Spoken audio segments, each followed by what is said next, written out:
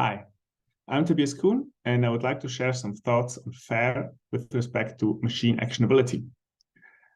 Machine actionability is tightly coupled to the I aspect of FAIR, the interoperability.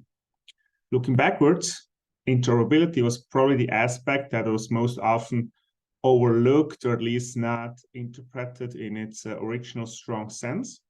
And this is probably also due to the fact that it's simply the hardest aspect of all to cover fully.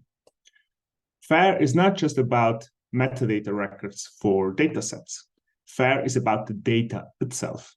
So the content of the data should be findable, should be accessible, should be interoperable, should be reusable. And the interoperable part is a really tricky one. And so far, very few are fully doing this.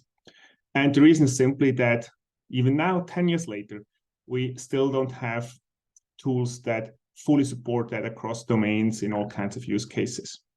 And it's not because of the lack of progress. We've made a lot of very impressive progress in many ways.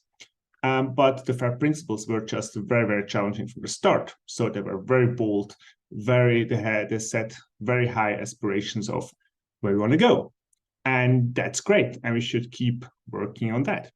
But at the same time, looking forward, looking into the future, this should also not stop us from thinking broader and thinking farther into the future than just completing this task. So FAIR is focusing quite closely on data sets and data.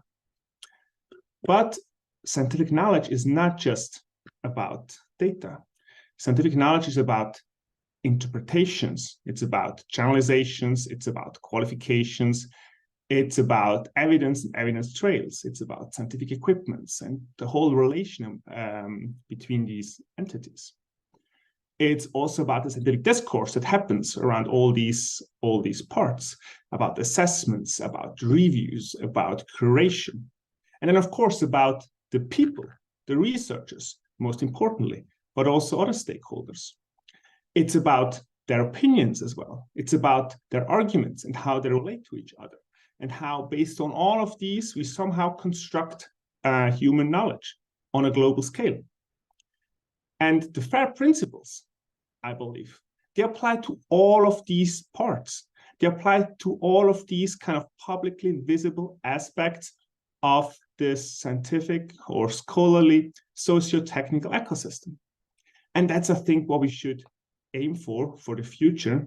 And there are already starting points now to do that, to make all of these, the scientific discourse in a broad sense, the scientific knowledge down to the data, but also including evidence and scientific equipment and all these different kinds of things, to make them all findable, accessible, interoperable, and reusable. So that's the thing I'm most interested in this context. And we have started to make the first steps. And I think there's a very exciting development. And I'm looking forward to be together with you all in Leiden at the Lawrence workshop. I'm looking forward to talking to you. See you there. Bye.